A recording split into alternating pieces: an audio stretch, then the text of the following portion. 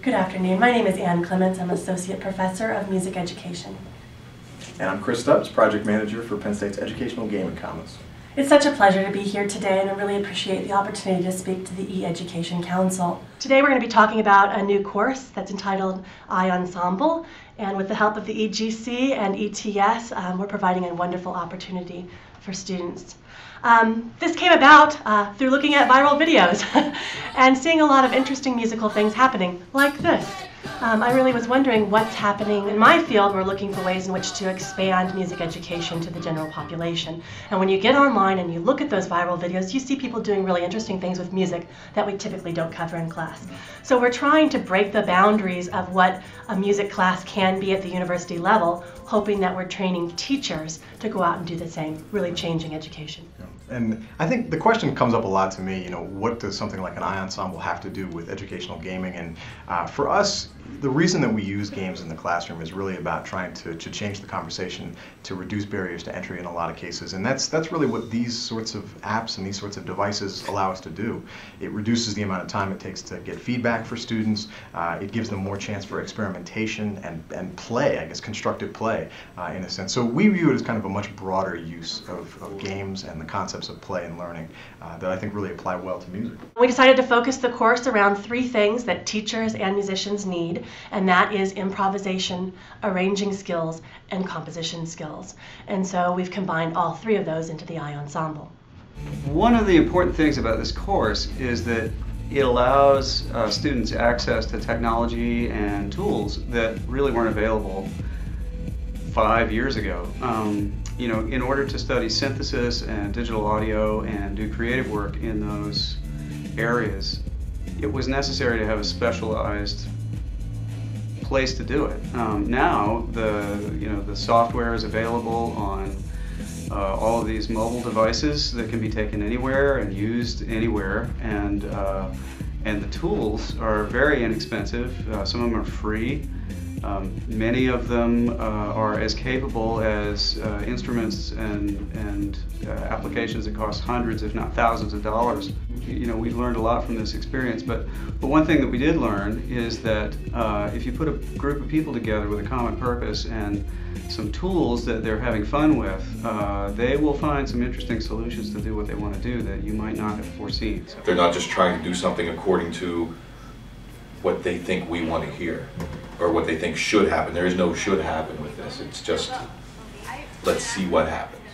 I find that we're more creative when we're not dealing with our own instruments, and when we have our own instrument in front of us, we tend to rely on everything we've practiced, and it all goes to muscle memory, and we just do the things that we tend to do all the time. By taking away our own instrument and substituting it with an iPad, that opens up the creativity for everybody because it's a level playing field. You can play any instrument you want, basically, with a string instrument, a vocal type instrument, a keyboard type instrument, a non-traditional keyboard type instrument. It's all about experimenting and being creative, and we tend to come up with ideas that we wouldn't otherwise on our own instrument. So I've noticed as they're working on their projects, they tend to stay away from the textbook approach to things, and they're actually experimenting and listening and thinking and not trying to do what they think they should do based on what Beethoven did or what Mozart did. They're going for the sound, they're trying to improve it, they're being creative and going outside the box. So one of the things I think that's interesting about the way the iEnsemble has been set up is that what we're doing is not anything that can't be replicated. We gave the students the freedom to sort of choose their own apps in a lot of cases, so they had the chance to kind of experiment, try new things out. We didn't always know. It's a new course, so we didn't always know what was going to be the best app for particular students or the kinds of things that they wanted to create, the music that they wanted to ultimately play. So we thought giving them the freedom to decide on some things that they might be interested in would be a good approach, in addition to having some prescribed apps. We used a system called Casper that allowed us to push apps out to students as well. So it didn't mean that they had to deal with accounts and buying things and all that sort of stuff. It gave us the flexibility to push things out directly to them as they were appropriate and as the course was ready for them to use. So traditionally, a pianist may not be able to help the trumpeter, but in this case, the collaboration degree is very high. We talk a lot in education technology services about making sure that the technology gets out of the way of the learning that's happening.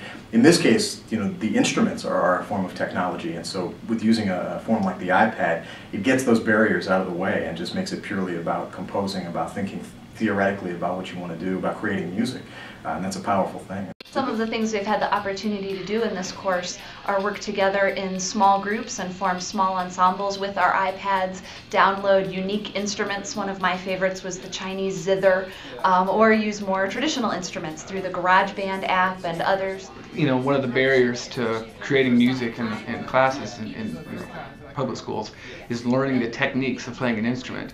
And apps like GarageBand kind of break that barrier down because you don't have to learn the technique and you can still play and express yourself and experience different ways of making music with the app. So there's a lot of benefits to using a device like the iPad in a course like this one. Reduced barriers to entry, low cost of failure, there's an extreme portability associated with it, there's great immediacy of feedback that allows for more experimentation. There's a diversity of instrumentation, and there's also the ability to have a deeper learning and spending time with things that are more important than just the technique of instruments. I think there's also a great idea about getting collaboration moving and moving all the barriers out of the way of that. It's been an amazing pleasure to be in this course and to be working with such wonderful colleagues under the support of the Educational Gaming Commons with TK Lee and Chris Stubbs. Our intention for the future is that we are going to open this course up to non-majors and have this possibly be a general arts education course for them. So thank you. Great. Thank you. For more information, check out our YouTube channel.